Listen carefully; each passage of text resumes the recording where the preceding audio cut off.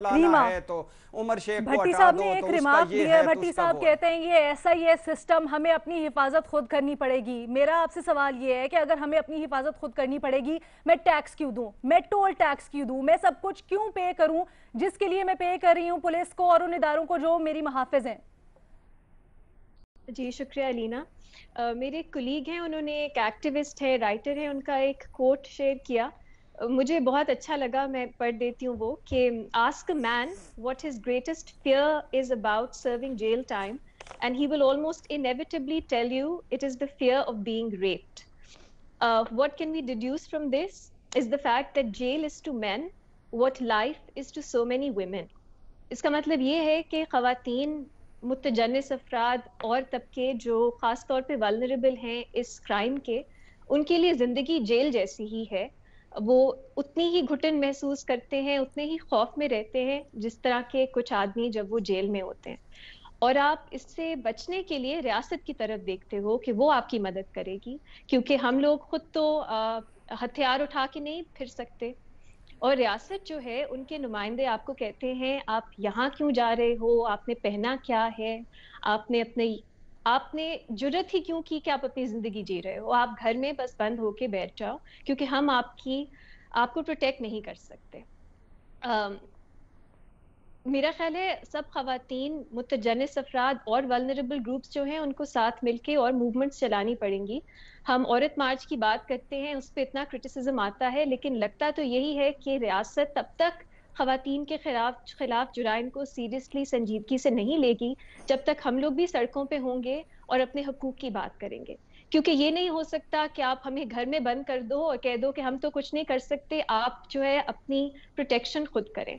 और एक और बात अलीना, इस तरह के जो जुराइम हैं, इस तरह की जो जिनसी तशद्दुद है, वो मुख्तलिफ शक्लों में अक्सर खवातीन के साथ होता है।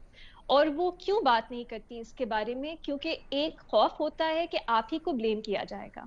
वो क्यों रियासत के पास नहीं जाती, पुलिस के पास नहीं जाती, एफआईआर नहीं कटवाती? क्योंकि इस खौफ की वजह से प्रोसिक्यूशंस बहुत कम होती हैं रेप की।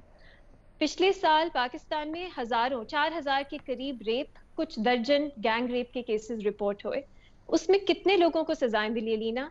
3% को भी नहीं। हमारे मुल्क में ये है रेप का कन्विक्शन रेट 3%।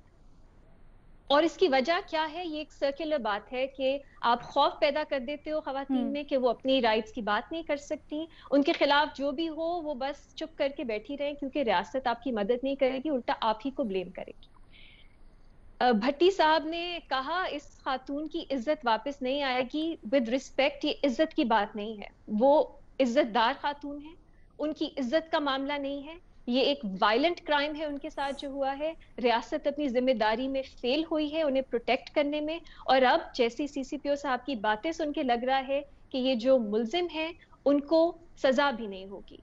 इस तरह का अगर आपकी इन्वेस्टिगेशन ऐसे लोगों के हाथ में है जो समझते ही नहीं है इस जुर्म की संजीदगी को, जो समझते ही नहीं है कि वो विक्टिम को ब्लेम नहीं कर सकते, सर्वाइवर को ब्लेम नहीं कर सकते, ना सिर्फ इस केस में बल्कि और केसेस में, किसको वो किस तरह का ट्रस्ट पुलिस पे बना रहे हैं? कौन ट्रस्ट करेगा पुलिस को? इसके बाद कौन खातून ट्रस्ट करेगी?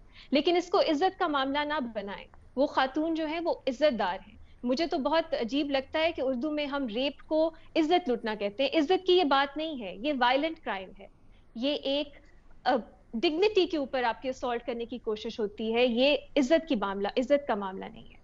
और अगेन भट्टी साहब ने हर एक की बात की, उनकी फैमिली की बात की, उन खातून की बात की, मुआशरे की बात की, पुरानी हुकूमतों की बात की, जी, लेकिन उन्होंने इन शख्स की क्यों नहीं बात ठीक। की जिनकी जिम्मेदारी है ऐसे जुराइम को रोकना, उनकी अकाउंटेबिलिटी कराना।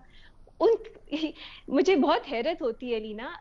देखिए, हम एक इशू को बहुत जनरल तरह से भी देख सकते हैं, उसको इखलाकियात का इशू बना सकते हैं, परवरिश का इशू बना सकते हैं, एजुकेशन का इशू बना सकते हैं, लेकिन आज हमें सवाल पूछना चाहिए इनसे, इन सीसीपीओ साहब से, कि उन्होंने ये कैसे ऐसी बात कर दी अगले दिन।